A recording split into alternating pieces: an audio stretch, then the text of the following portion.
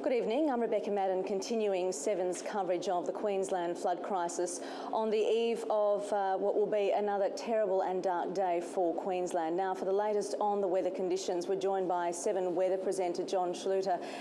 John, you've been monitoring the situation obviously in Queensland for the last couple of weeks. It obviously has got progressively worse. Where do we sit at the moment tonight?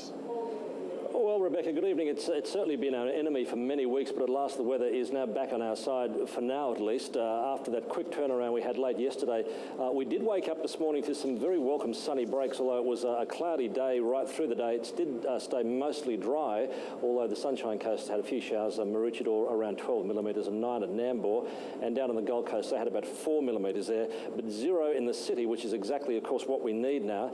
And the week ahead is looking pretty reasonable as well. At the moment, it's dry, mostly dry around the southeast and sitting around 25 degrees.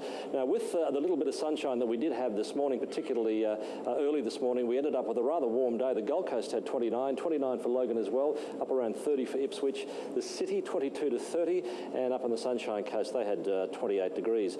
Now, a cyclone has formed near Vanuatu, but I do stress it will have no impact on our conditions here in Queensland, apart from maybe some increased ocean swell into the weekend. But it is looking good here. This ridging high is giving us some good weather as we go into the weekend. We've got just moisture onto the coast, a little bit of showers out of that, but particularly the big area of low pressure that gave us all that rain has now moved away.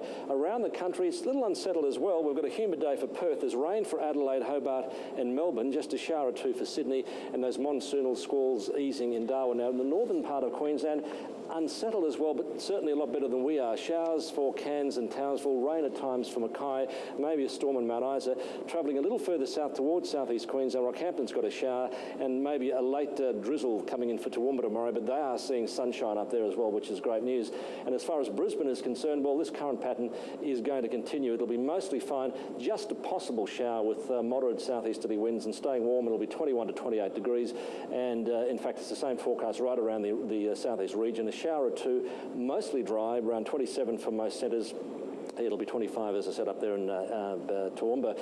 And looking further ahead, this is very positive for us. We'll continue with these mostly fine days, just a few showers here or there, and the weekend will be mostly fine, those temperatures sticking around 28 degrees. So at this point, it seems the huge recovery effort that's coming at least won't be hindered by the weather, which is great news.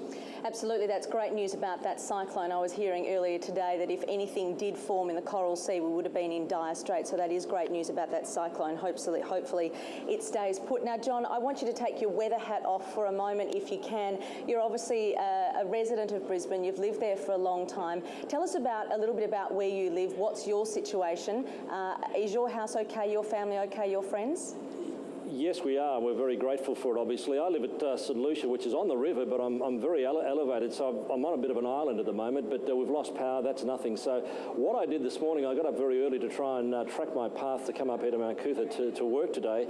And, you know, we've been talking about this event for 2 or 3 days now, and it's only when you actually confront the wall of water that it becomes a reality, I suppose. And I went for a quick drive, and the end of my street, I looked to the right and to the left, and I saw floating cars coming up from the river. So at that point it becomes very, very real, and you get a bit of an idea of what a lot of these poor people are going through with this awful situation at the moment. You hear about it, it's a very different thing when you actually confront it. Absolutely. I think they've all been waiting for the last couple of days for it to come, but as you say, once it actually does arrive on your doorstep, it's a completely different story. John, thank you very much for your informative weather report. Of course, you'll be keeping Queensland residents up to date for the next couple of days. Thanks very much for your time this evening. Thank you.